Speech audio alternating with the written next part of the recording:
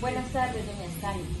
El día de hoy le voy a realizar una entrevista sobre las percepciones del aprendizaje. Yo soy estudiante de psicología de quinto semestre y veo que usted es una madre muy responsable. Gracias por este espacio.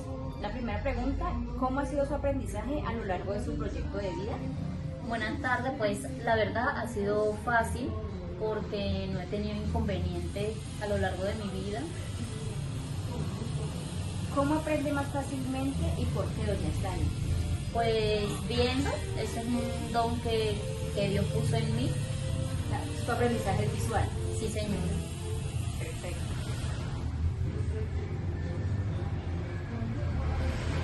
¿Cuáles son las estrategias que utiliza para aprender? Eh, la capacidad de ver la vida o de ver las cosas de otra perspectiva. Perfecto. ¿Cómo desde su saber transmite dichos conocimientos a otras personas?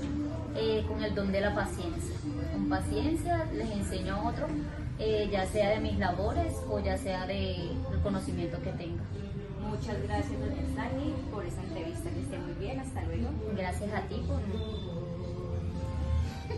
Gracias. Para ustedes, de su plano profesional y personal, ¿cómo ha sido su propio proceso de aprendizaje a lo largo de su proyecto de vida? Es una pregunta muy interesante, Angélica. Mi aprendizaje ha sido evolutivo y dialéctico. Al principio en la universidad pensaba que aprender era memorizar teorías y autores. Con los años y la práctica entendí que mi mayor aprendizaje ha venido de la reflexión sobre la acción. Mi proyecto de vida me ha enseñado que el aprendizaje es una constante reconstrucción. Lo que aprendí sobre psicología infantil hace 10 años, hoy lo he tenido que reaprender. A la luz de las nuevas neurociencias y los cambios sociales, aprende de mis pacientes, de mis errores clínicos y de las actualizaciones científicas constantes. Entiendo que es un proceso de nunca acabar y en ese camino, ¿cómo descubre usted que aprende más fácilmente y por qué cree que le funciona esa vía? Yo aprendo más fácilmente a través del aprendizaje social y colaborativo. Aunque leo mucho, proceso mejor la información cuando la discuto con colegas en supervisiones de casos o seminarios. ¿Por qué? Porque el diálogo me obliga a organizar mis ideas para expresarlas y me permite contrastar mi sesgo personal con la mirada del otro. También soy muy visual, necesito esquematizar los conceptos, crear mapas mentales que conectan la teoría de la realidad que veo en la consulta o en las escuelas. Es decir, que la interacción es su motor. Bajo esta lógica, ¿cuáles son las estrategias específicas que utiliza cuando decide estudiar algo nuevo? Bueno, en este caso, Angélica, utilizo tres estrategias que me han funcionado muy bien. La metacognición, antes de empezar, me pregunto por qué se da ese tema y qué necesito saber. Monitoreo mi propia comprensión. Si no puedo explicarlo de forma sencilla, es que no lo he aprendido. La otra es el análisis de casos. No estudio la teoría en el aire. Siempre trato de aplicar el nuevo concepto a un caso real o que esté atendiendo o una situación escolar. La aplicación práctica fija del conocimiento. Y por último, la cuidara del contenido. Hoy es demasiada información. Mi estrategia es buscar fuentes de alto impacto científico para no saturar mi memoria con datos que no tienen validez. Excelente. Finalmente, doctora Estefanía, ¿cómo transmite usted esos conocimientos a otros desde su saber profesional? Bueno, transmito el conocimiento desde una postura de horizontalidad. No me gusta la idea del experto que lo sabe todo. Cuando hablo con padres o docentes, utilizo la psicoeducación. Traduzco el lenguaje técnico de la psicología a un lenguaje cotidiano y práctico que ellos puedan usar. También transmito a través del modelamiento en los talleres. No solo digo qué hacer, sino qué hacemos, role playing, para que vivan la experiencia. Mi meta no es que memoricen lo que digo yo, sino que desarrollen su propio criterio para resolver problemas. Muchas gracias, doctora. Me queda claro que para ser una buena psicóloga, primero hay que ser un aprendiz muy consciente de sus propios procesos. Claro que sí, Angélica. Que esté muy bien, doctora.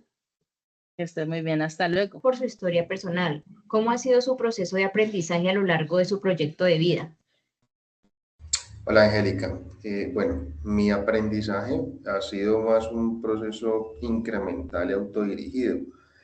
En ingeniería, lo que aprendes en la universidad es solo, por decirlo así, el framework o la base.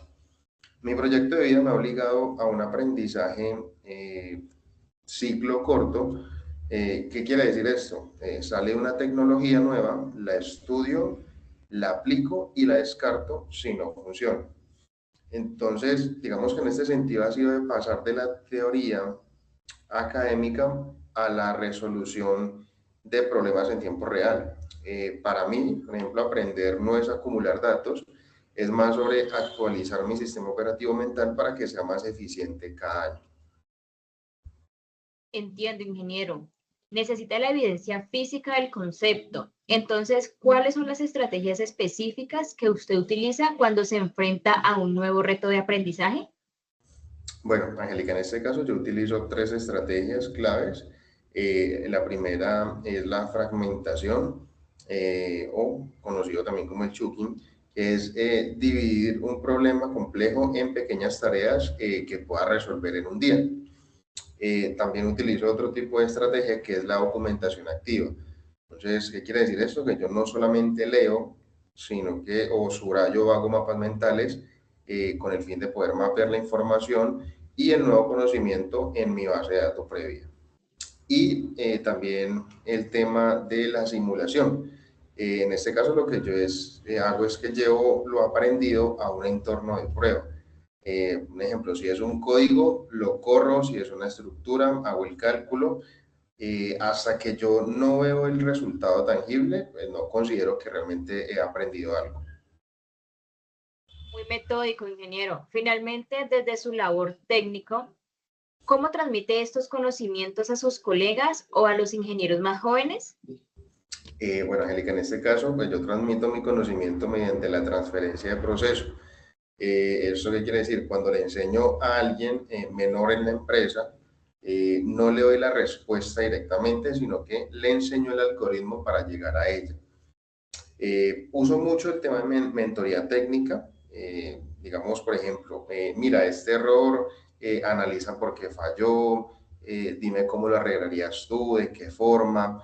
¿Sí? Yo trato o intento de simplificar lo complejo usando analogías y sobre todo, pues obviamente compartiendo la documentación de mis propios errores para que ellos no lo repitan más adelante. Realmente enseñar es básicamente ayudar a otro a optimizar su propia curva de aprendizaje. Podríamos decir que es una transferencia técnica. Es una forma muy efectiva de aprendizaje social. Muchas gracias, ingeniero, por su perspectiva. Nos ayuda a entender cómo la profesión moldea la mente. Muchas gracias, Angélica. Que esté bien.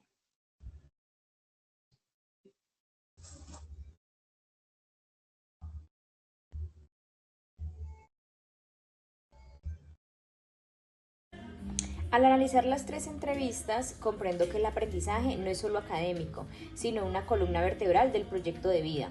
Los entrevistados coinciden en que aprender ha sido un proceso de adaptación y resiliencia. Cada experiencia, éxito o fracaso, ha redefinido sus metas personales. He comprendido que la facilidad para aprender está ligada a la emoción y la práctica. Mientras algunos prefieren lo visual o lo auditivo, la constante es que aprenden mejor aquello que tiene un sentido práctico o una conexión emocional con sus intereses actuales. Es fascinante ver cómo cada sujeto desarrolla su propio manual de instrucciones, desde la organización rigurosa hasta la experimentación empírica. Las estrategias que utilizan demuestran que el aprendizaje es un proceso autónomo y metacognitivo. Una reflexión profunda que me deja estas entrevistas es que el conocimiento no es un fin en sí mismo, sino un puente. Todos los entrevistados manifestaron que transmiten su saber a través del ejemplo, la paciencia y el diálogo. Esto nos dice que el aprendizaje tiene una función social esencial. Generamos comunidad al compartir lo que somos. Reflexiono sobre cómo el saber hacer de cada persona alimenta su autoestima y su posición en el mundo. El aprendizaje no solo nos da herramientas, nos da identidad. Como conclusión, este ejercicio me permite ver el ser humano como un aprendiz constante. El aprendizaje es el motor que permite que el proyecto de esta vida sea dinámico y no solamente ético. Agradezco a los participantes por permitirme asomarme a su historia de vida. Estas comprensiones son fundamentales para mi formación, recordándome que cada cabeza es un mundo con una formación única de procesar la realidad. Muchas gracias.